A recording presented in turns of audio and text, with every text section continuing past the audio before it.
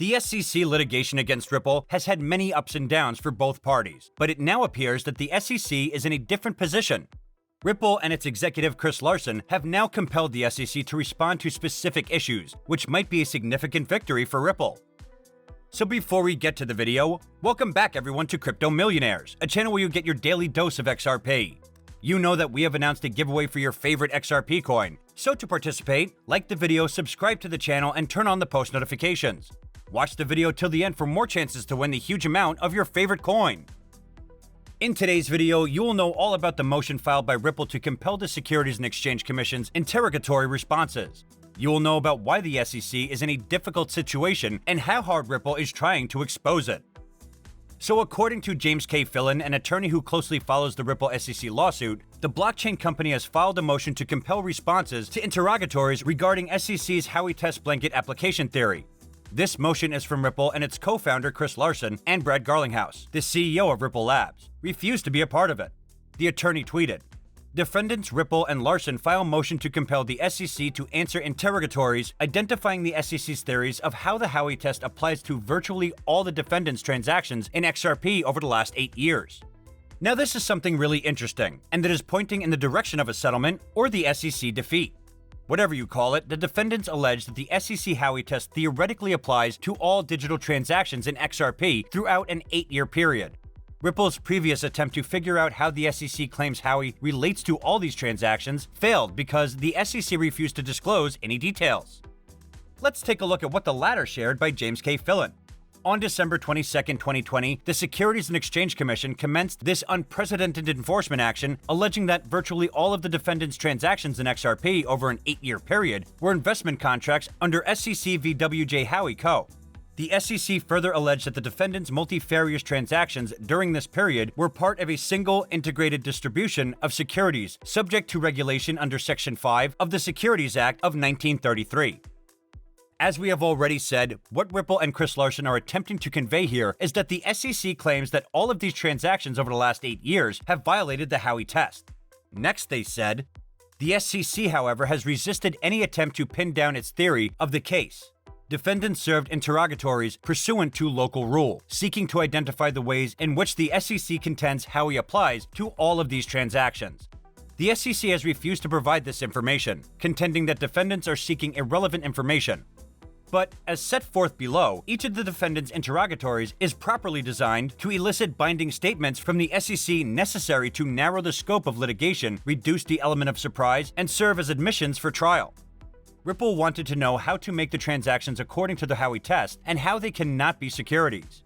Ripple wanted the guidance, but the SEC refused to provide this information. The SEC said that Ripple was seeking irrelevant information.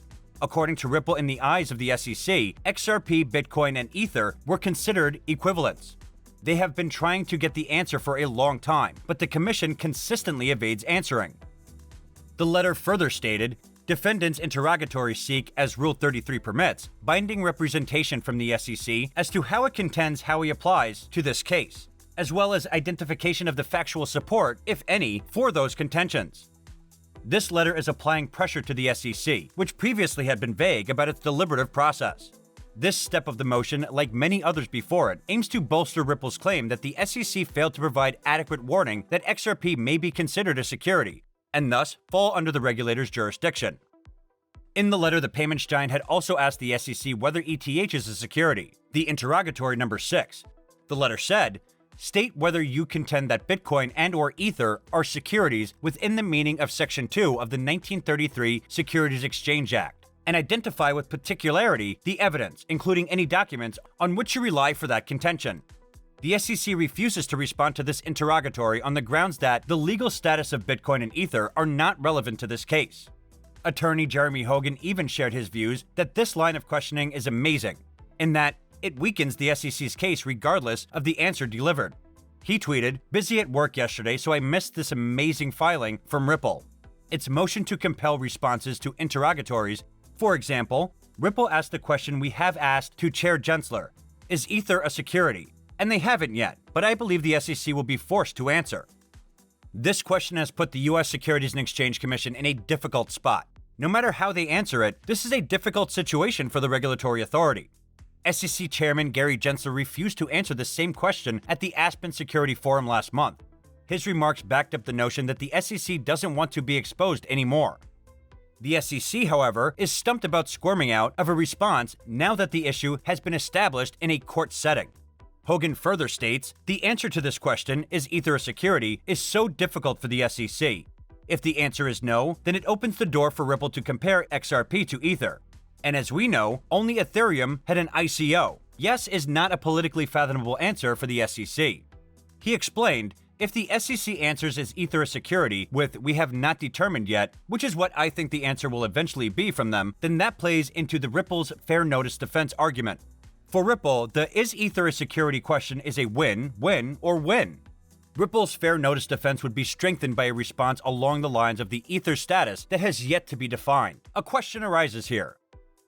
How could the blockchain company know they are breaking securities legislation by selling XRP if the SEC can't establish whether Ether is a security? And if Ether is a security, why were they allowed to operate without impediment? Or if not, on what grounds has the SEC singled out Ripple? The situation clearly here is, damned if they do, damned if they don't. The blockchain startup also wants the SEC to identify whether XRP holders acquired a stake in Ripple exclusively as a result of their purchase, and whether they have any rights to the future payments from the company as a result of their purchase. The letter said, identify with particularity any evidence that you contend demonstrates that any XRP holders has or has had any right as a result of his or her purchase of XRP in the unregistered distribution of securities alleged in the complaint. The SEC again refuses to provide a response to an interrogatory seeking the SEC's position on an essential element of Howey: whether the defendants offered purchasers of XRP the right to share in the future profits of any enterprise, including Ripple. The SEC claims that whether the purchasers had a right to receive payments from Ripple is irrelevant. You can see where the SEC stands now. Ripple wants to make the U.S. Securities and Exchange Commission unveil the process of conducting the Howey Test. According to the Coin Tribune, the Howie Test is a test developed by the U.S. Supreme Court to determine whether a transaction has the characteristics of an investment contract. If the test gives a positive result, then the transaction in question are considered securities transactions and must be performed in compliance with the certain information disclosure and registration requirements stipulated in the Federal Securities Act of 1933 and the Securities Exchange Act of 1934. The SEC's case against Ripple is one of the most publicized, and many crypto enthusiasts are paying attention to this crypto trial of the century. If the U.S. Securities and Exchange Commission actually feels that XRP is a security, as the Howey Test demonstrates, the proof should have been supplied to the defendants long ago. The SEC here appears suspicious, and this is a huge advantage for Ripple. According to the CoinMarketCap, at the time of writing, the XRP price today is $1.26 USD, with a 24-hour trading volume of $4.4 billion USD. XRP is down 2.88% in the last 24 hours.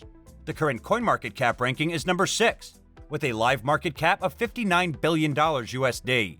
It has a circulating supply of 46.5 billion XRP coins and a max supply of 100 billion XRP coins. So guys, this is it for today's video. I hope it could be a big help to you. What do you think? How will SEC respond to this? Are they going to be exposed, or are they going to come up with something else to drag the case? Share your views in the comments down below.